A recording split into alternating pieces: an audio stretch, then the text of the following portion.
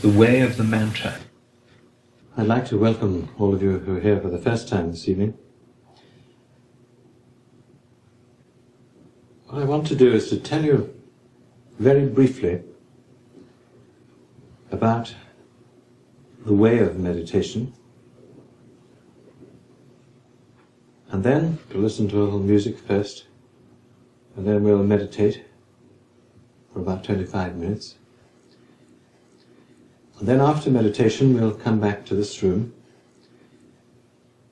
and we'll listen to a little more music, and then there'll be a time for you to raise any questions at all. But the most important part of our meeting together is that we are silent together. That's the most important part of our meetings. And I want to just remind you that when you go into the meditation room, spend a couple of moments getting really comfortable. If you want to sit in a chair, sit in a chair. If you sit on the floor, sit in a comfortable position. And then try to be as still as you can for the entire time of the meditation. And that isn't all that easy for most of us when we start. But meditation is a coming to a stillness of spirit and a stillness of body that gives you an awareness of yourself as one, as still, as whole. And so you have to learn to sit as still as you can. Now when you are seated and are still, close your eyes and then begin to repeat interiorly and silently in your heart the word Maranatha. In some traditions this is called a mantra, in others the prayer phrase or the prayer word. And the essence of meditation and the art of meditation is simply learning to say that word, to recite that word, to sound that word from the beginning to the end. It's utterly simple. Ma, Ra, Na, Tha. Most people say the word in conjunction with their breathing, but that isn't of the essence. The essence requires that you say the word from beginning to end and continue to say it right throughout. And the speed should be something that is fairly slow, fairly rhythmical. Ma, Ra, Na, Tha. And that's all you need to know in order to meditate. To have a word, and that you say your word, and that you remain still. Now the purpose of meditation for each of us is that we come to our own center. In many traditions, meditation is spoken of as a pilgrimage. A pilgrimage to your own center, and there you learn to remain awake, alive, and still. The word religion means a relinking, being rebound to your own center. And the importance of meditation is to discover from your own experience that there is only one center, and that all of us find our source and our meaning by living out of that one center.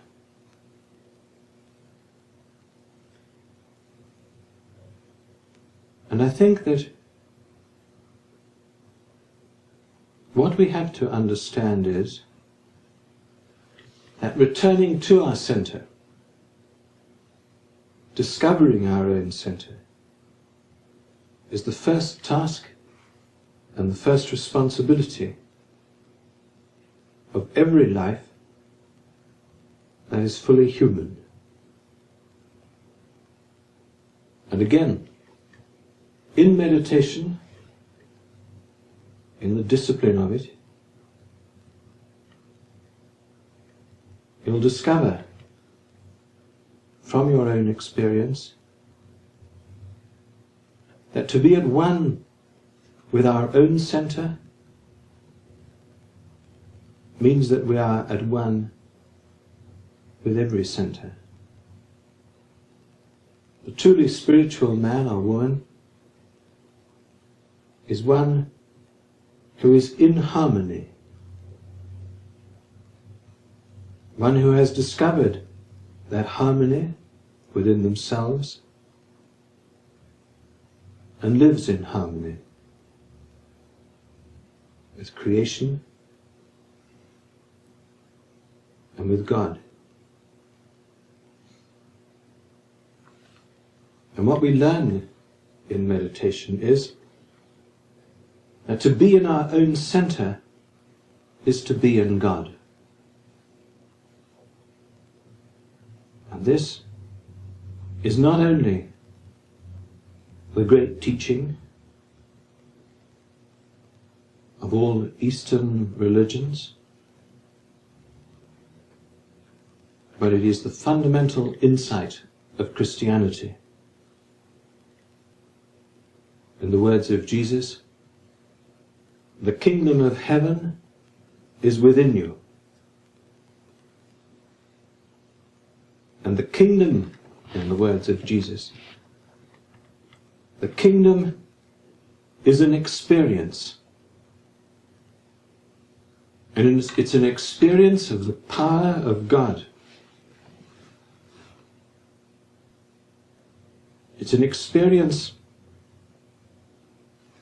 of the basic energy of the universe. And again, in the vision of Jesus,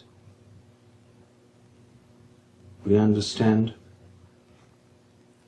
that this basic power out of which we're invited to live,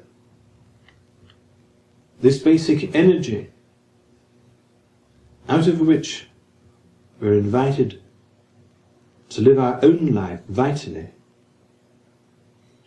this basic energy is love. And the Christian experience is learning to live at this level of reality. St. John of the Cross expressed this when he said, I now know that God is the center of my soul. And each one of us are invited to discover the validity of that statement from our own experience, to discover at the center energy, power in silence and stillness, and to discover in that power a peace that is beyond all understanding. Now we have to use words to talk about this.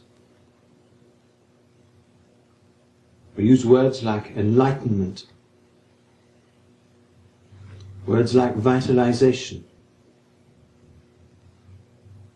But they are terms that we can only use to describe what can only be known.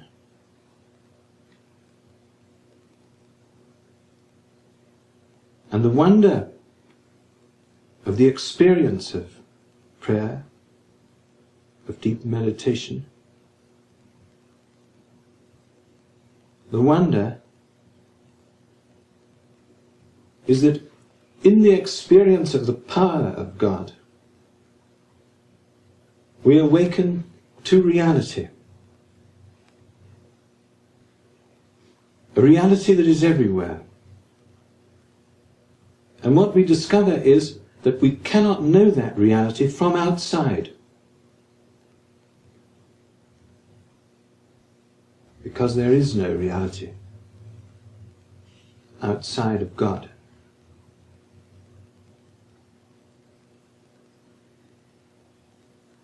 And that's why we must enter within. We must leave the world of illusion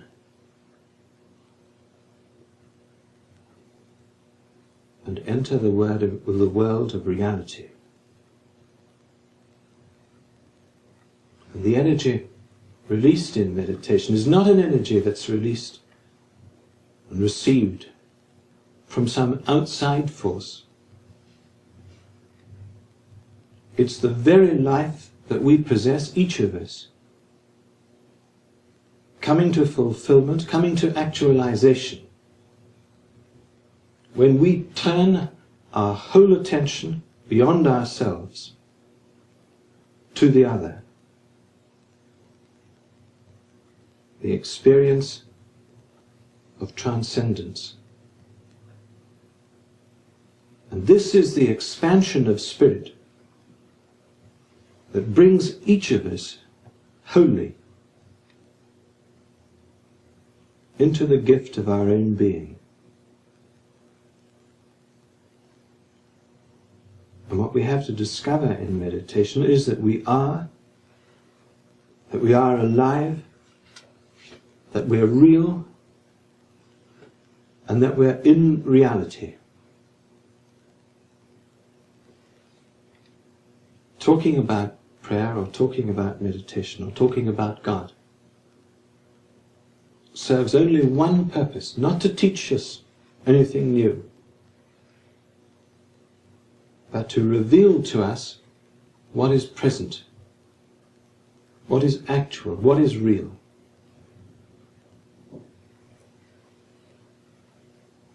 And so to sit down to meditate, to sit down to be still, we need simplicity. We need to become childlike. We must understand that the peace within us is beyond all understanding. And we're invited to enter wholly into the experience of it. Meditation we might describe as accepting fully the gift of our own continuous creation. Now we must beware of becoming intoxicated by words. And let me end by repeating for you a process that leads us to simplicity, to silence, to awareness,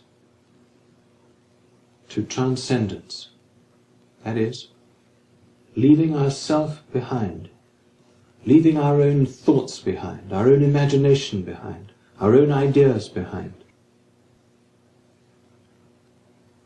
And the way is the way of the mantra of the word.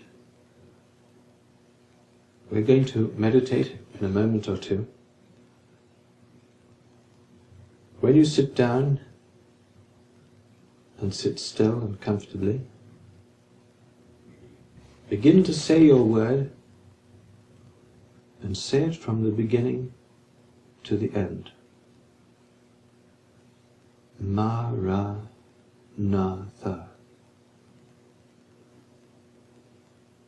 Listen to St. Paul writing to the Corinthians. For the same God who said, "Out of darkness let light shine," has caused his light to shine within us, to give the light of revelation, the revelation of the glory of God in the face of Christ Jesus. Power and the light are within our own hearts, within each one of us. What each of us must learn to do is to be open to that power and to live our lives out of it. What I suggest to you is that you try to build into the structure of your life a time each morning and each evening to be still, to be silent, to be humble, to be simple, to be in God.